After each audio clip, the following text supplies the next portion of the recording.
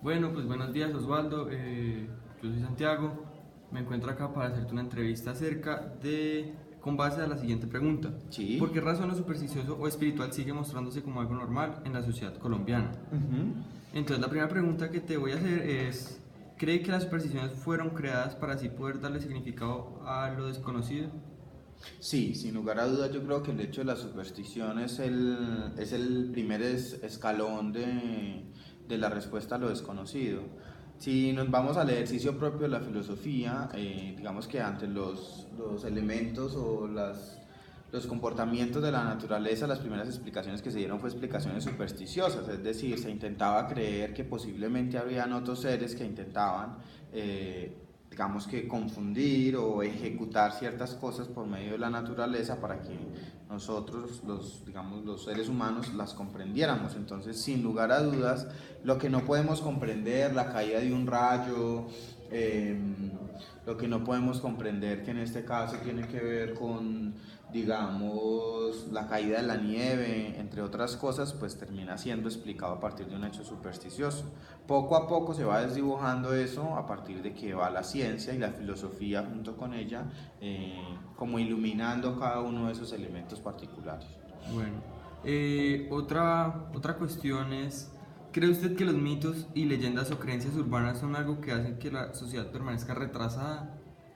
Bueno, yo creería que el mito sigue siendo un transmisor de conocimiento, o sea, el mito sirve como una forma de hacer más didáctica cierto tipo de cosas. Por ejemplo, hoy en día hablamos del mito de la ciencia. Nadie ha visto un electrón por ahí caminando, ni ha habido todavía un microscopio que logre captar el electrón o un protón, sino que nosotros creemos a partir de la construcción que tenemos y de los alcances de la ciencia que tenemos que hay este tipo de entidades que se mueven. Es tanto así que hace poco encontraron los antielectrones y otros tipos de elementos más. Entonces yo creo que el mito ha servido para transmitir ese tipo de conocimientos, el mito y las alegorías, uno.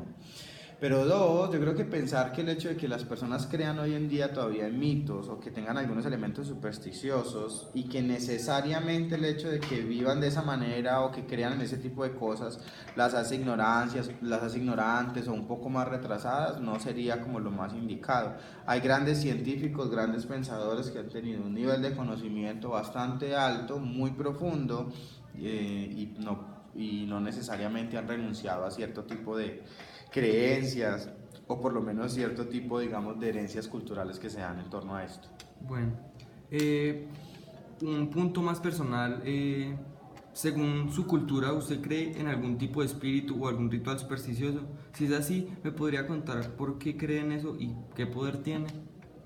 Bueno, yo personalmente no creo en ningún tipo de elemento supersticioso. Yo dentro de mi concepción como académico considero que debe existir alguna fuente creadora o por lo menos organizadora del mundo. Por ejemplo, para Aristóteles lo llamaba él el motor inmóvil, que era como algo que había dado en un primer momento un movimiento, pero que nunca más volvía a interferir en la vida de los hombres.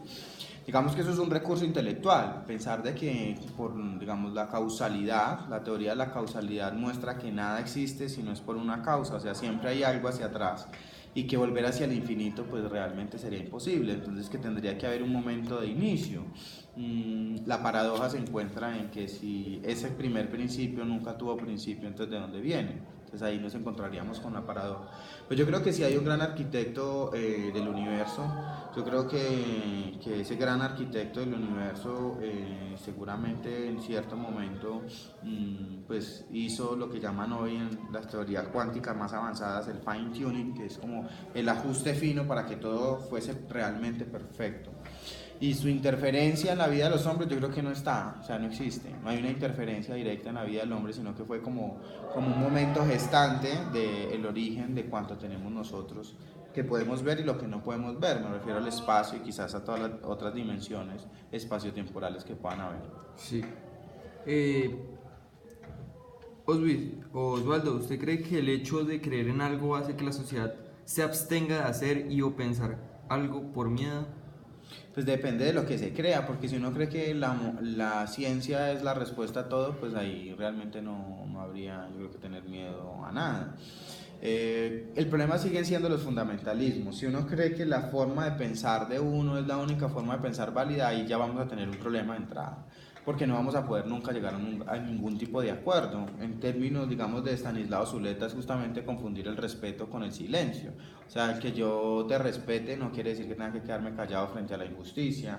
El que yo te respete no quiere decir que si estás en algo incorrecto yo no deba decírtelo, y que si el argumento que yo estoy aplicando es un argumento con mayor favor que el tuyo, pues deberíamos tener la capacidad como seres humanos, como hombres racionales, como hombres educados, de buscar un consenso y un punto de encuentro entre los dos y decir sin lugar a dudas, qué sé yo, inmolarse en medio de un aeropuerto no tiene sentido, amigo. Sí. O sea, no lo hagas porque no va.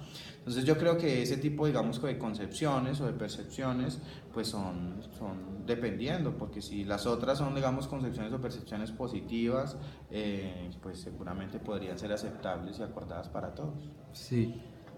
Entonces, el hecho de creer en estos supersticiones y creencias traerían malas repercusiones en el ser humano de tipo físico y o psicológico. Pues es que depende de la superstición. Volvemos a lo mismo. Si la superstición es que todos los días uno tiene que abrazar 3 personas que uno nunca haya visto en la vida, pues seguramente la superstición es buena, ¿sí? Además que alguien necesitará un abrazo por ahí. O si digamos que la superstición consiste en que todos los días yo debo ayudar a una persona que lo necesite y que nunca me pueda devolver ese favor, o que ni siquiera yo la conozca, ¿sí? Llevarle, no sé, comida a un habitante de la calle, llevarle un pedazo de panela a una persona que vive en un lugar de difícil acceso o con necesidades, pues esa sería una machera de superstición, una arepa de superstición. Sí. O sea, bacano que así viviéramos, ¿sí o qué? Con supersticiones como esas, que creyéramos que hacer el bien implicaría para nosotros recibir el bien, y que hacer el bien fuera ayudar al necesitado, o visitar a los enfermos, o compartir con las personas que están tristes, invitar a comer a alguien que no tiene con qué comer. Digamos que esa podría ser una superstición buenísima, y yo no creo que eso afecte ni física ni psicológicamente a alguien, pues en términos negativos, ¿cierto? Porque seguramente la afectación sería muy positiva. Pero si la superstición es matar cuanto gato negro se me pasa a mí por la calle, o que yo me encuentro, o si la superstición mía es que todos los 13, los viernes 13, yo tengo que hacer un acto de maldad y, no sé, ir a robarme un niño, o si la superstición que tengo yo es que entre a más personas les mienta, mejor me va a ir en la vida. Digamos que ahí el problema es un problema muy tenaz, que tiene ya que ver con el campo, pues no solamente de la ética, sino directamente el campo de la moral, es decir, hasta qué punto y qué tipo de supersticiones deben ser buenas o deberían ser malas. Sí, no, pues muchísimas gracias, Oswaldo, por permitirme hacer esta entrevista. La información es excelente y muchísimas gracias por todo. Con todo gusto, Santiago, como siempre.